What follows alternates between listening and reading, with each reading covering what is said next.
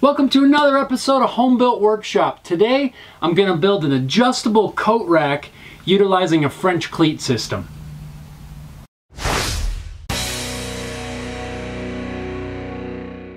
I've got a bunch of these guitar gig bags, several different styles. They just kind of lay around the house in kind of a heap, and I really got to do something to get those things cleaned up and organized. Now most of these gig bags have some sort of a handle on the end. I think I'm going to use that to hang them up and get them off the floor. I kicked around a lot of different ideas for this project, trying to figure out what might work the best. Tried to figure out the spacing for the different gig bags, and the distance I need to have between one is going to be different on the other because it's a different style, and I was really struggling with trying to figure out the best way to lay those out. And then I thought about a French cleat. I'm going to use some beetle kill pine for this project. Now originally I thought maybe I could trim this piece down and put a bunch of shaker pegs in here. I have quite a few of those laying around. I'm still going to use the shaker pegs, but I'm going to make it so it's adjustable and I don't have to worry about the spacing between them. I'll just adjust them to fit as I go. Now obviously you don't have to build something like this to hold guitar gig bags. That's just going to work for my application. You could use it for a coat rack, a hat rack, anything that you need to hang up that you might need to adjust the positioning of the pegs or the hooks. I'll start by setting my table saw blade to 45 degrees. Then I'll just rip the board down.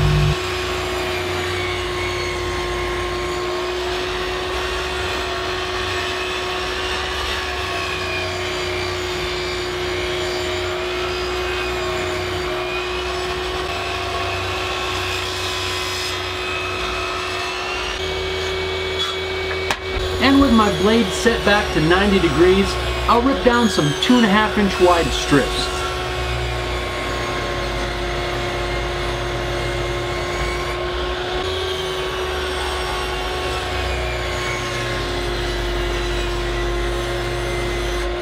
So I was going to use this wider piece as the piece that mounts to the wall. And then I was going to use the offcut piece to make the cleats that'll hold these bags.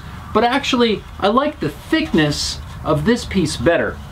So, I'm going to go back and I'm going to rip this piece down. Originally, I was trying to save these knots. I kind of like the look of the knots, but I think I can rip it down right about here and still save this large knot. So I'm going to go back with my blade set to 45 degrees. I'm going to rip this down again.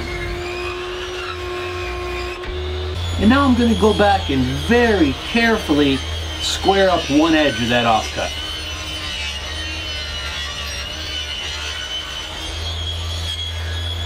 And using a stop block on my crosscut sled, I'll cut a bunch of pieces that'll hold the pegs.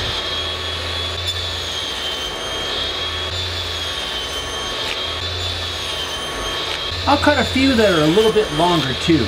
This way I'll be able to hang things at different heights.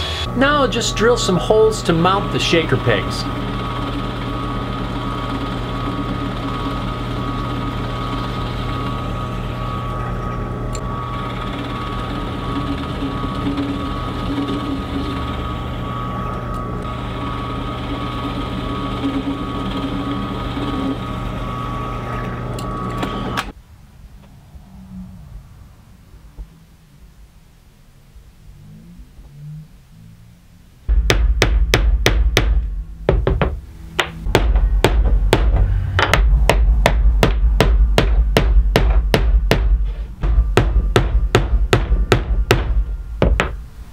Now I've got the piece that's going to be the cleat. I need to glue these blocks with the pegs to that. I'm going to try gluing them all together at once and then cutting them apart. I'm not sure if that's the best way or not. It's just an interesting idea that I thought I'd try out. I've got a couple of spacer blocks that I'm going to use to hold up the front edge of these blocks. That way they can sit nice and flat with the French cleat. Just going to apply glue to the cleat, little glue to the back of the blocks, set them into place.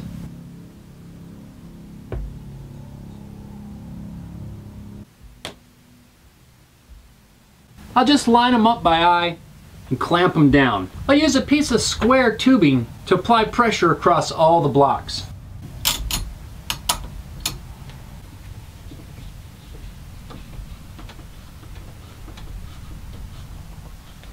Once the glue's had some time to dry, I'll unclamp it and using a flush trim saw, I'll chop these apart.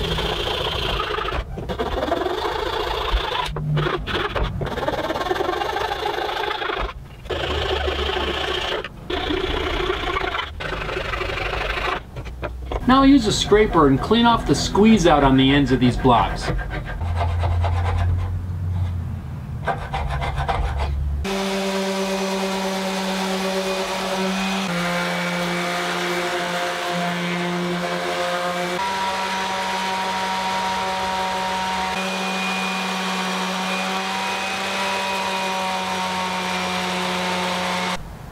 For the finish, I'm just going to use some wipe-on poly. I've got a little bit of the gloss left and a little bit of satin left. I think I'm going to have enough to finish this whole thing. I'm going to start out with the gloss. I'll just wipe it on using a rag. I've hung up a piece of wire that I can use to hang the pieces to dry. I'll use the gloss polyurethane first. Then as I run out, I'll switch over to the satin. I want the satin to be my last coat. As soon as the polyurethane's had enough time to dry, I'm just going to use a countersink bit and drill a couple of pilot holes to mount this thing on the wall.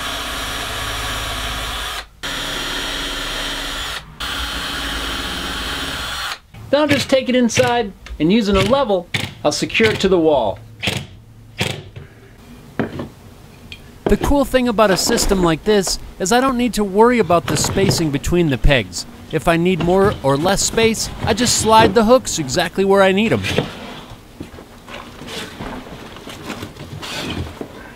Now I can hang up all my bags, get them off the floor, and a little bit more organized.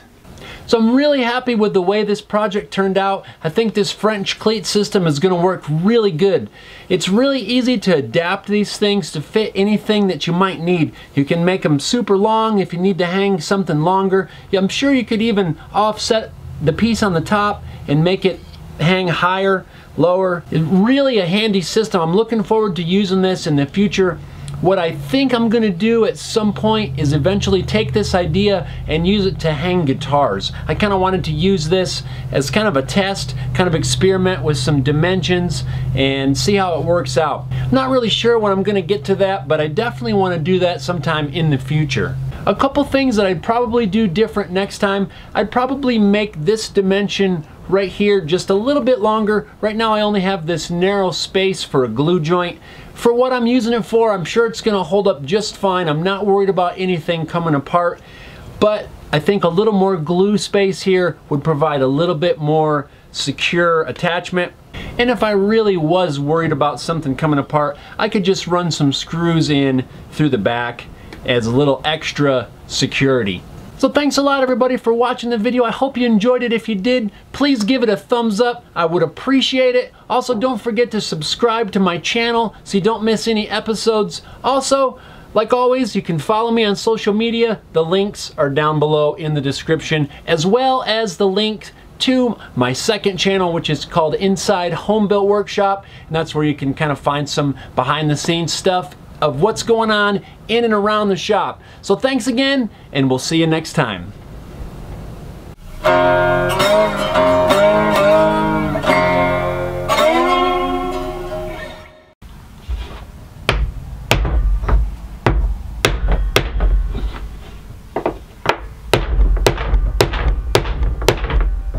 Wow.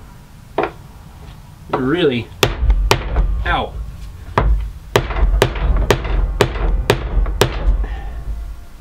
Also, don't forget to check out my website, homebuiltworkshop.com.